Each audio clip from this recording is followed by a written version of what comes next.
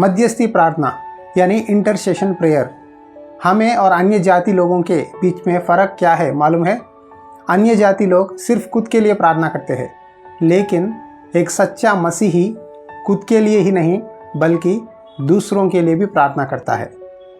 तो अब्राहम ने परमेश्वर के सामने खड़ा होकर एक सवाल पूछा, प्रभु उस सोदोम और अमोरा में 50 लोग धर्म व्यक्ति रहे, क्या तू उस देश को नाश करेगा?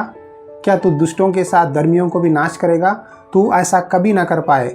मैं चाहता हूँ कि यदि 50 लोग हो तो उन पर दया कर। इस तरह अब्राहम ने परमेश्वर से पूछा। तब परमेश्वर ने जवाब दिया, यदि 50 व्यक्ति भी मिले मैं उस देश को नाश नहीं करूँगा। उसके बाद अब्राहम ने परमेश्वर से इस तरह पूछा, प्रभु यदि 45 हो क्या उस देश को बचाएगा? यदि 30 हो क्या उस देश को बचाएगा? यदि 20 धर्म व्यक्ति मिले क्या उस देश को बताएगा? आखिरकार अब्राहम ने कहा, परमेश्वर मैं राख हूँ, मैं धूल हूँ, मैं मिट्टी हूँ, तेरे सामने इस तरह बात करने के लिए मुझे मौका दिया है, लेकिन और एक बार मेरी प्रार्थना सुन। क्या उसमें 10 धर्म व्यक्ति भी मिले तो क्या उन लोगों को बचाएगा?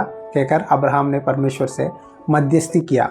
यही है मध्यस्थी प्रार्थना। अब्राहम किन लोगों के बारे में प्रार्थना किया मालूम है? लूत और उनके परिवार के लिए। लूत और उनका परिवार सारा संपत्ति लेकर सोदोम और अमोरा को चले गए, लेकिन फिर भी अब्राहम अपने भतीजे के लिए प्रार्थना कर रहा है, प्रभु उनको मदद कर, वो जहाँ भी रहे वो अच्छे रहे, वो जहाँ भी रहे तेरे मार्ग में चले, वो जहाँ भी रहे जीवित रहे। यही मैं चाहता हूँ, उनकी भलाई ही चाहता हूँ। देखिए, एक सच्चा धार्मिक व्यक्ति, सच्चा विश्वासी दूसरों की भलाई चाहता है, लेकिन एक बुरा विश्वासी जो परमेश्वर से ठीक नहीं रहता वो ऐसा प्रार्थना करता है कि प्रभु उनको नाश कर दे, जान निकाल दे, उनको मार दे।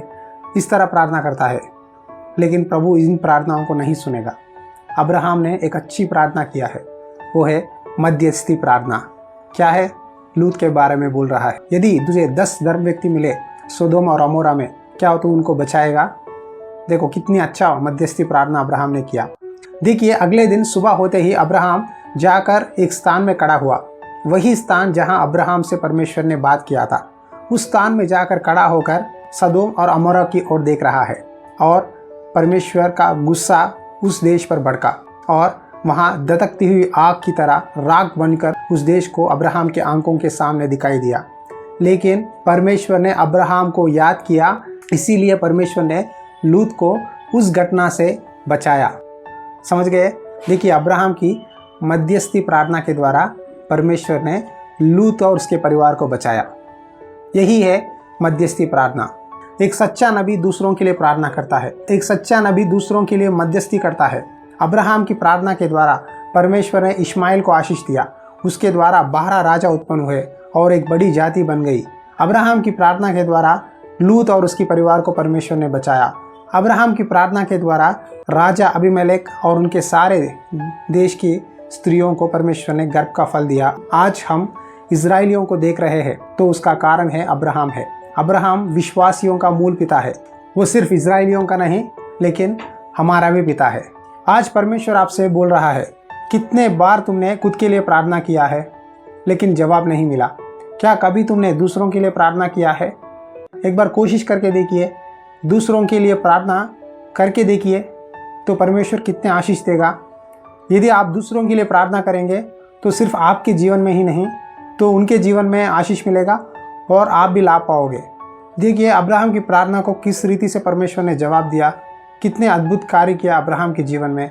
अब्राहम को बुलाया हुआ परमेश्वर आपको नहीं बुलाया? अब्राहम की प्रार्थना सुनकर बहुत से जीवनों में आशीष दिया परमेश्वर, क्या आपके जीवन में काम नहीं करेगा? क्या आपकी प्रार्थना को परमेश्वर नहीं सुनेगा?